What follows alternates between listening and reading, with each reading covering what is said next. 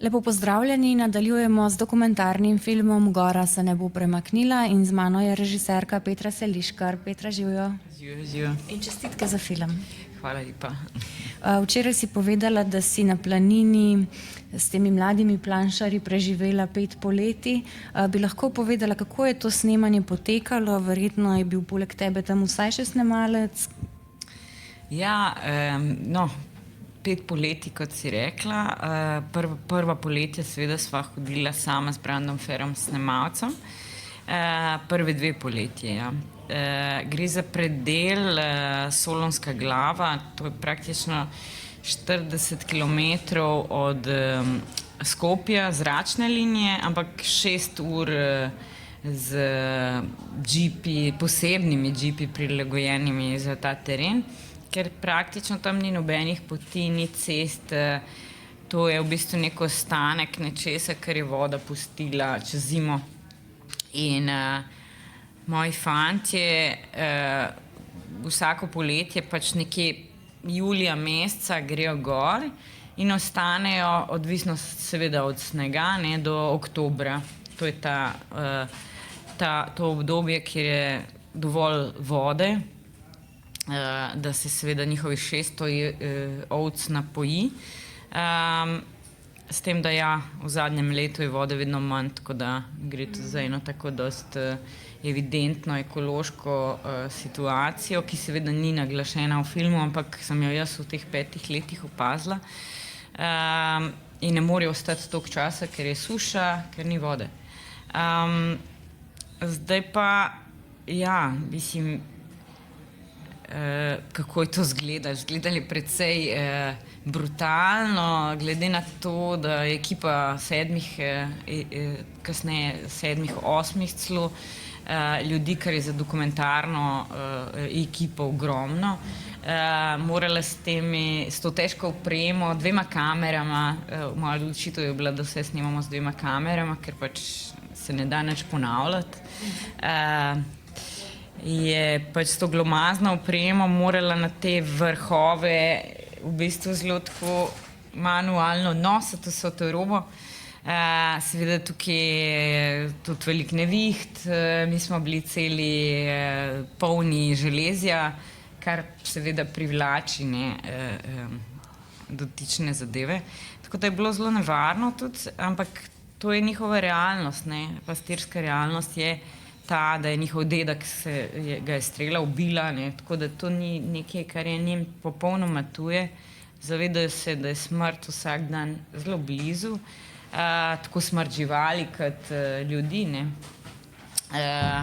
Ja, to je to planšarstvo, kjer nisi zares nikoli. Mislim, kaj mene fasciniralo je to, da so tam res sami brez staršev, da pridejo od svojega 6. leta vsako leto gor in da v bistvu se učijo od starejših bratov vse o tej povezavi z naravo, praktično povezavi z živalmi, mislim, zdaj, ker operira kakršnokoli stvar sam zrihta, to je bilo kar ene parkrat tako šokantno videti, kako pač operirajo, ne morejo kar poklicati veterinarja, ker ni signala, pa tudi ne bi prišel.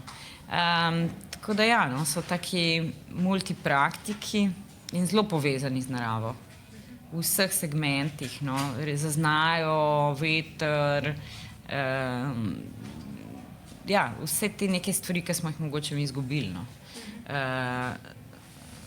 Ja, to mi je bilo blazno fascinantno, da pač doživiš to okolje, to goro, kaj to pomeni biti tako majhen človek v tem prostranstvu, ki si res na vrhu gore in se drugače počutiš.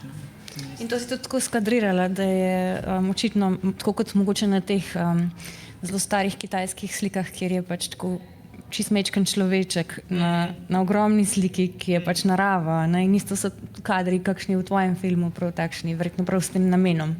Ja, da se v bistvu počutiš tako majhnega, da se zaveš, da pač, da da si samo tak majhen delček vsega tega, ki ni tako zelo pomemben. No? In da seveda pa je veliko detajlov, je veliko nekih, ne vem, napadajo psi, napadajo konje, mislim, muhe, mrčes, vse to pač, da dobiš ta res senzorni moment, se najprej moraš počutiti majhnega, pa tudi začutiti to so naravo okoli sebe, od miši do svizcev, in ja, da se umestiš v ta prostor tega nekega našega sveta, ki je zelo lep. Jaz sem v bistvu šele v tvojem filmu videla, da je svizec v resnici ful majhna žival. Jaz sem si vedno predstavljala, da je to nekaj večjega. Ampak kar sem hotela reči, je, ker si omenjala odsotnost staršev. Meni se je zdelo zanimivo, ker tudi najstarejši na nek način še otrok, a ne? Čeprav niti slučajno ne deluje tako. Pa sem razmišljala, da me je mičkan celo spominjal, glede na to, kako si ustvarjal to neko svojo mikrodružbo med sabo, kot na ta roman Gospodar muh, kjer se tudi znajdejo samo otroci na zapuščenem otoku, pač res prepuščeni sami sebi. In mi je bilo pa zanimivo v tvojem filmu, da recimo slišimo za očeta večkrat. Meni se je slišalo kot celo malo eno to tako strašljivo prezenco nekje v ozadju, ki ga pa nikoli ne vidimo, o mami pa tudi zares ne slišimo. Kako si o tem? Ja, ne, oče sploh ni strašen, oče je v bistvu totalno liberalen in vse odločitve pripadajo njim, ne. Je pa to, da pač čez svojega dela, mislim, zaradi tega, ker so oni res tako povezani in če eden ne naredi svojega dela, potem mora drug za njega, ne. In ker jih pa ni dovolj, pa potem se mora iz doline priti oče. Bolj je to, ker ima drugo delo, oni tam pripravljajo v bistvu hrano za čez celo zimo, ne, ki morajo pač to pokositi, da bojo preživeli, toliko hrane narediti za zimnico, ne, vsi pač delajo, samo imajo razdeljeno, mama je pač okoli hiše, ne, vrt in te stvari, pa ona pač skrbi za te male otroke, ne, še en otrok, ki ga ni v tem filmu.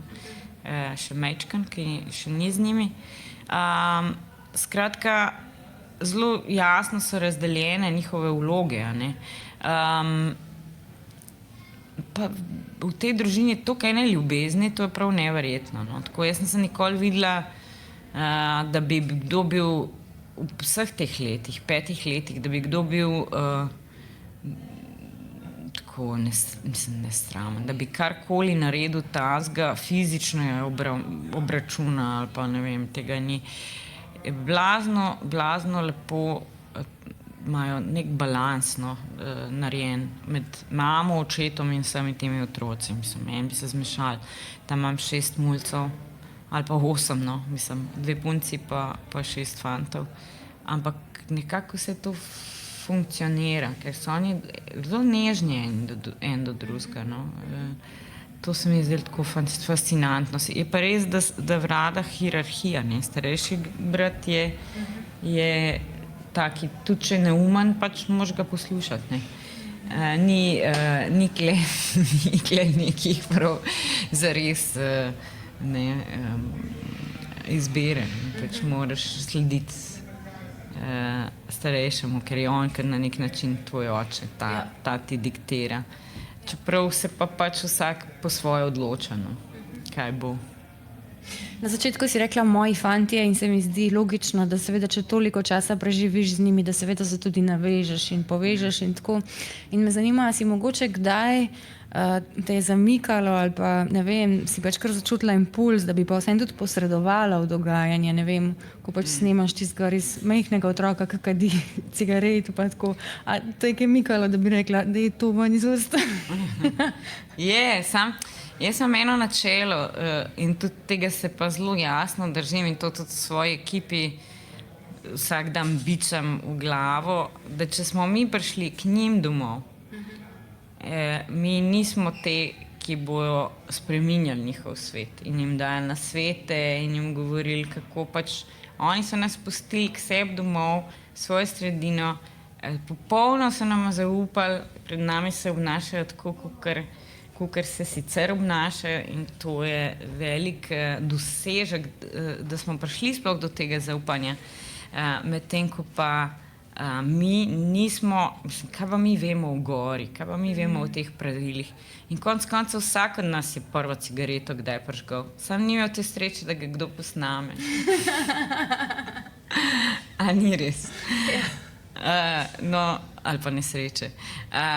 Ne, ampak jaz mislim, da je hecano, ne, kako te tabuji, a ne, da otrok kadi, so huge, ne, tudi meni sproži to isto reakcijo, medtem ko vidimo nekoga ubitega na platnu pa v Palestini, pa pač je to kar normalno, ne. Mislim, ja, saj nekaj se ti zgodi, ne, ampak dejansko tukaj možgan kar sprocesira, ne. To pa otrok kadi ali pa da se kolje, je pa wow, ne. Kje smo kot civilizacija, a ni zanimivo? Ja. Jaz sem podobno mogoče razmišljala tudi v smislu njihovega odnosa do živali. Pač res nočem idealizirati ali pa romantizirati tega njihovega življenja. Tako po eni strani mi je bilo zelo težko gledati kakšne prizore, recimo tam, ko si s to palico tolčajo po ovcah. Po drugi strani pa se seveda zavedam, da imajo te živali vse neprimerljivo boljše življenje od večine živali, ki pač so pač v mesni industriji, a ne. Tako da ne vem, kako je bilo tebi to? Ne, absolutno. Jaz sem tudi pač vsakeč, ko sem montirala to sceno, sem se nekako, mislim, mi je grozen to gledati. Po drugi strani pa pač sem hotela biti iskrena do tega, kaj jaz gledam kot ženska, gledam mlade fante v različnih razvojnih fazah. In tle seveda tudi pride do seksualne frustracije. Predstavljaj si, da si 3 mesece, ne vem, 17 let star in ne srečaš nobenega drugega razen ovc in pastirjev, mislim, se tudi neke druge stvari. In ta scena z ovcami se mi je zdela kot neka seksualno potlačena frustracija, a veš, tega, da se bo familija razpadla, da bo brat odšel in ne more udariti njega, ampak pač se znese, vsa ta jeza pride, nekje mora iti ven, ne, in se znese nad ovcami.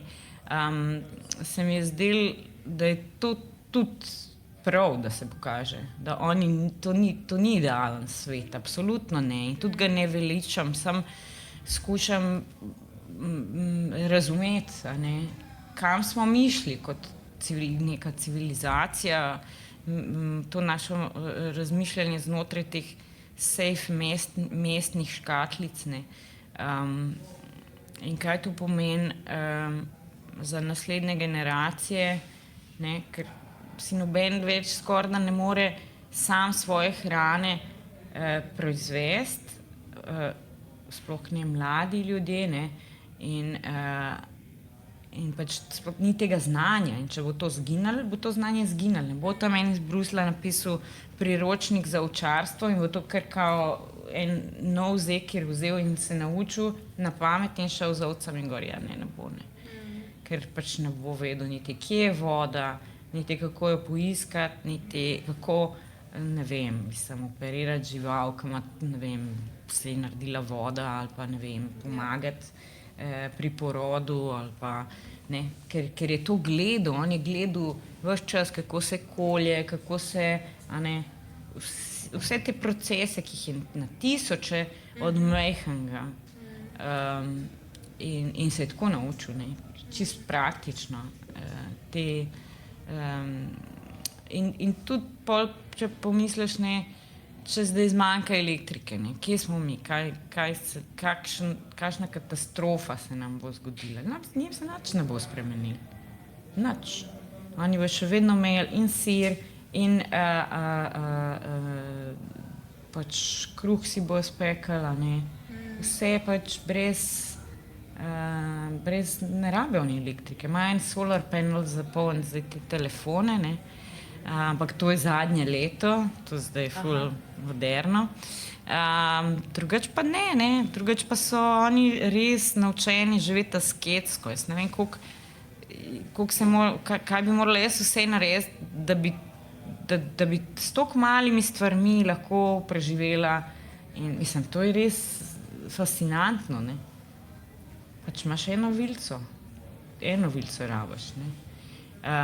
Nimaš 10 ali pa 50, koliko jih imamo mi, ne.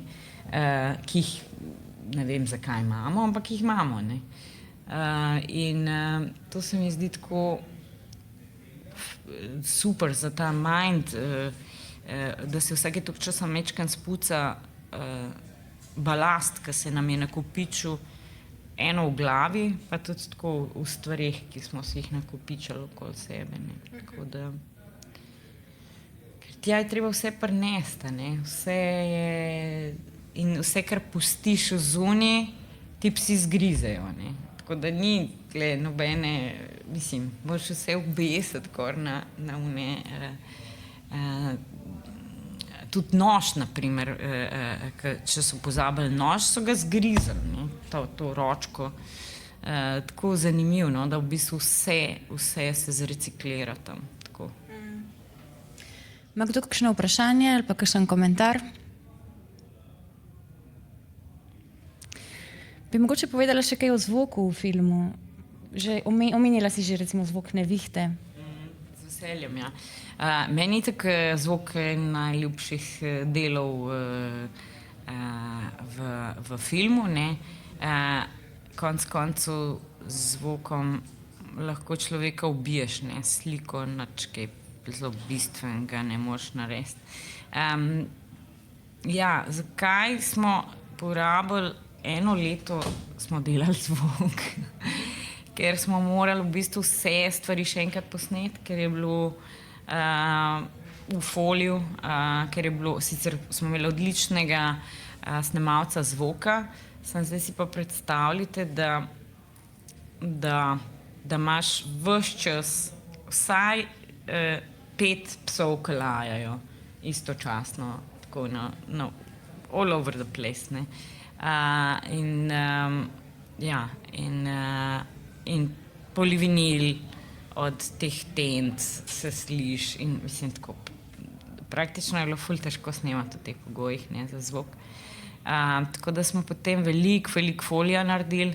Mislim, kaj je bilo pa meni najbolj važno, je, da res doživiš senzorno, da si, ko si za njem sredi noči sam v hiši, da ti začutiš, kaj je to biti 14-letni otrok sam, čist sam, ne, okej, krave pa psi, ampak sredi gozda v hišici in to tako pač mesece traja, ta samota, in se mi je zdelo, da moram res slišati njegovo srce, da moram, ke je burek prav da slišiš samega sebe konec koncev, ker si toliko sam, ne.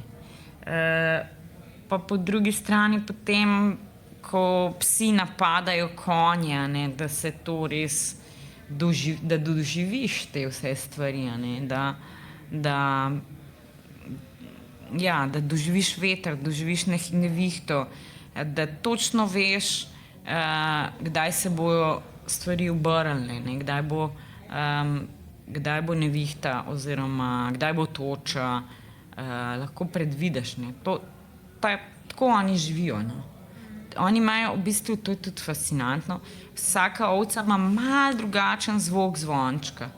In pol je to taka simfonija, da v bistvu mislim, oni prav vejo, katera je kje, ne. Mislim, to je meni totalno noro. To je v bistvu posluh tudi. Da po tonaliteti veš, katera ovca je kje. To je meni noro, 600 jih je. Mislim, nimajo vse zvoncev, ampak tako. In ko sem šla v trgovino v Skopju z Arifom in sva probavala zvonce, se je na tla usedel in je probaval vse te zvončke, kako zvenijo, in pol zbral ta prave, kjer bojo šli kam. To je bilo meni tako, a kakšen glasbenik tako obstaja, ki ima tak posluh, ne. To je pastir. A veš, to se mi zdelo totalno fascinantno. In ko sem to videla, sem pol bila ful bolj pozorna na ta zvok ovc, ki se zlivajo dol po planinah vsak dan. Naredijo z njimi 30 km fantje, ne. Ja, v bistvu je zvok najbolj pomemben na gori, ne. In zato sem toliko časa potrošila. Ampak to se mi zdi ful, da si res, to je dober komentar, da ima tišina ima ful poseben zvok, oziroma samota, da ima ful poseben zvok. Ne vem, jaz se spomnim recimo, ko sem šla na kakšen izlet na Pokluko, kaj je pač tista res tišina, ki ne slišiš nič razen brenčanja muh in je kar zastrašujoče na en način, ker nismo navajeni. Ali pa ne vem, mogoče tudi kaj ful živih biti, lahko ljudi, samo da nihče ne govori, ali pa če so pač to živali, je pač tudi en čist poseben zvok in ja, je lahko mičken zastrašujoč, no. Ja.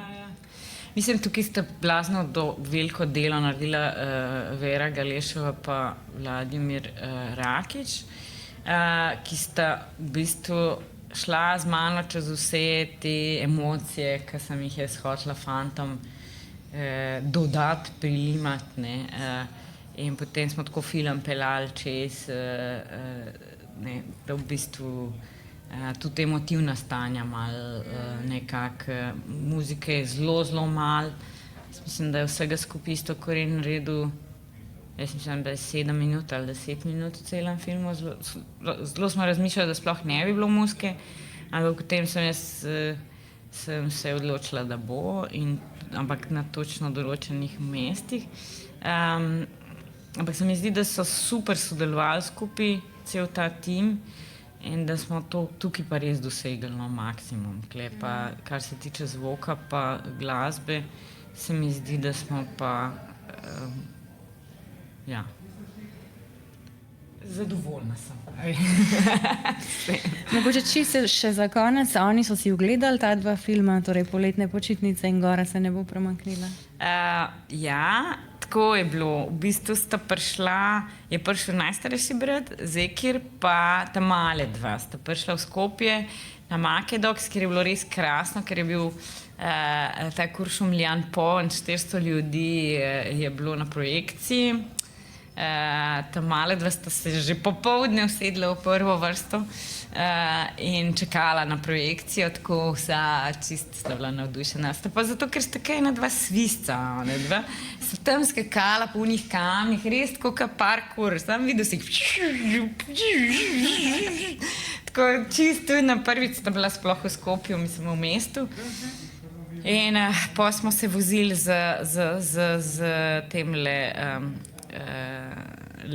liftom, ki je bil nek prozoren lift, jaz mislim, da 7-krat gor pa dol, pa vsaj 7-krat. In potem sta gledala film, gledala sta obe verzije in Zekir je tudi pač gledal. Bil je ful živčen in jaz sem bila tudi ful živčna, to je v bistvu tak nek najtežji moment, ko moraš, ampak sem se odločila, da vsem pokažem pred publiko film, ne prej. Ne. In kar je bilo se izkazalo za dobro odločitev, čeprav mi je bilo ful strah.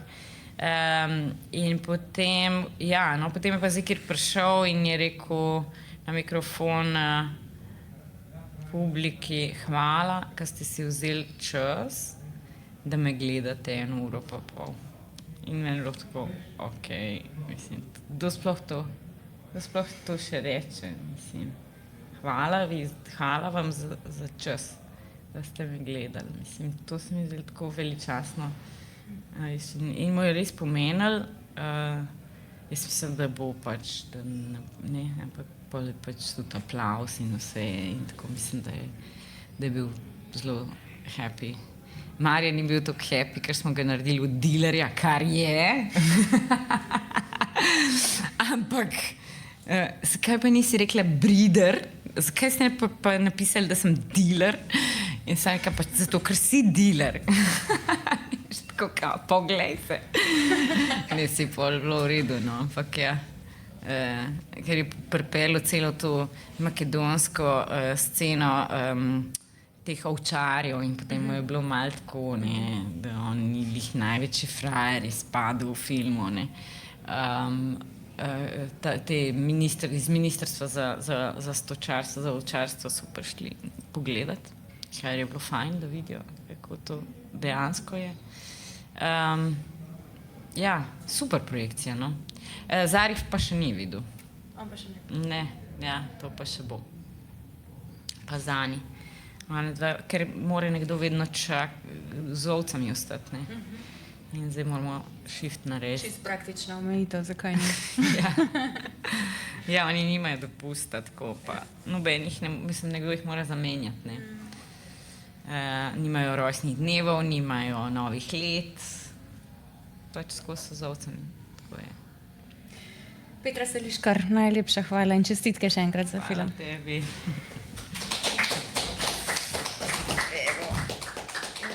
Se nekaj pa...